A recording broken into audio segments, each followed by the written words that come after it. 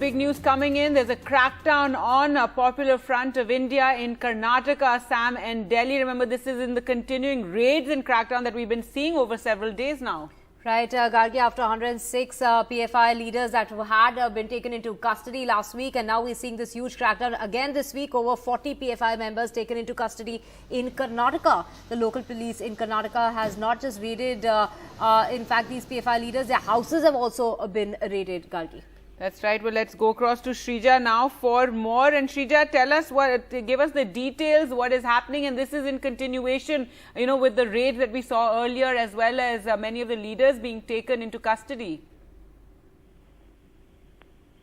Well, just last week, we went on to see where the NIA, ED and also the local police, they had carried out on raids, especially in the PFI leaders' houses, properties, and also had taken them into custody. Over 100 were held also, is what we're given to understand, and the raids were carried out in at least over 10 states here in the country. But now we see this is the second massive crackdown that we are looking at just about a week later, where we see after the NIA and ED conducted searches across 10 states. Now we are looking at here in Karnataka as well, where in over 5 to 6 districts where we are looking at, for example, in Mangaluru district, Koppal district, Ballari, Kolar, Mysuru, Vijayapura district. Now, these are some of the districts where we understand the PFI leaders' houses have been raided, searches have been conducted, and now we understand at least a little over 40 of them have been taken into custody. And also, this is the second major crackdown by the NIA and ED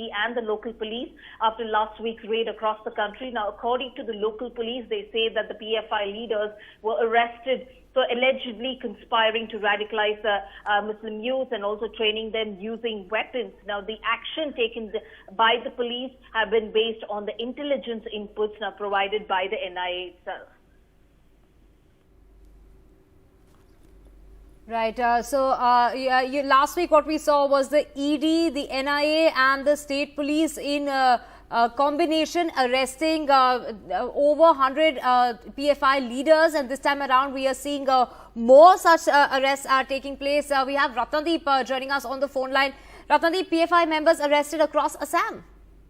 That's right. In fact, this morning in the second raid in Assam, remember last week there were raids in Assam by the Special Operation Unit of the Special Branch of Assam Police, and this morning there were raids in several districts of Lower Assam, particularly in 5 districts from where we have already confirmed reports of raids, and where what police sources are telling us as many as 21 PFI leaders and members, these are all district level leaders in different districts, they have been detained. So police is saying that they have been detained. They have not been shown arrested as of now, but that was the modus operandi even in the last week's raid. Remember last week when there was a countrywide raid in Assam, the raids were carried out by the state police and not by the NIA. And this time as well, in Assam, the raids have been carried out by the state police. However, there is a bit of difference in terms of, this morning's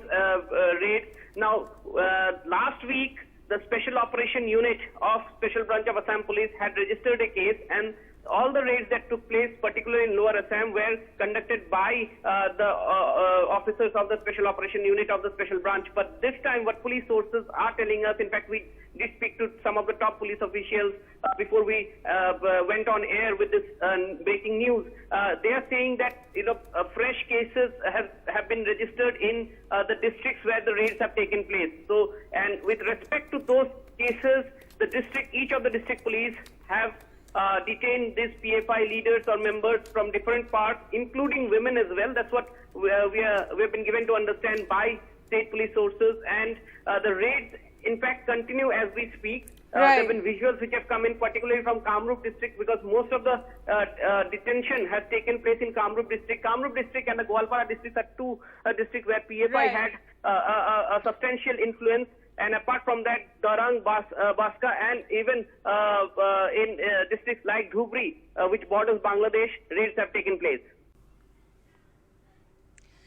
Well, an official confirmation has come in from the ADGP of Law and Order, Alok Kumar, and he did go on to say that at least about over 75 PFI leaders have been taken into preventive custody. Now, this includes some of the district secretary members as well, not just the PFI working members, but also some of them are district secretaries who have been taken into preventive custody by the local police. What's also important to remember is that this is the second major crackdown that's been conducted by the local police here in Karnataka, and a little over at least 10 districts here in the state, such as Mysore district, Vijaypura, Mangalore district, Ballari, Ramnagar district, Bengaluru as well. Now, these are certain districts where we see that some of the PFI members have also been taken into custody. Now, just about over the last 3 to 4 days, we have been seeing especially how the PFI have been, in fact, planning to carry out a protest. So just, ahead of that,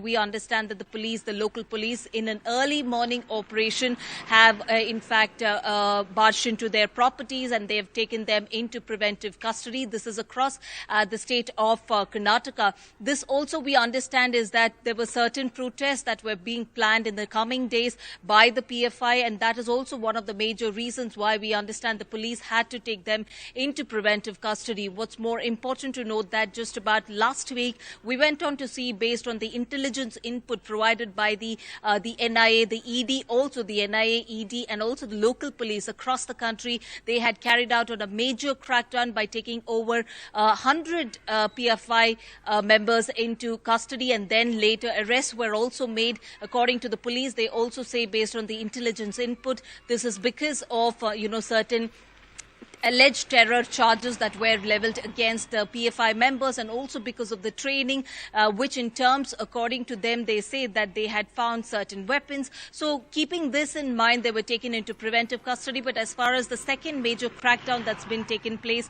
here in Karnataka is concerned, we understand in the coming days, the PFI were also, in fact, looking forward to carry out on a large-scale protest. So keeping that in mind, we see that the local police have taken them into preventive custody.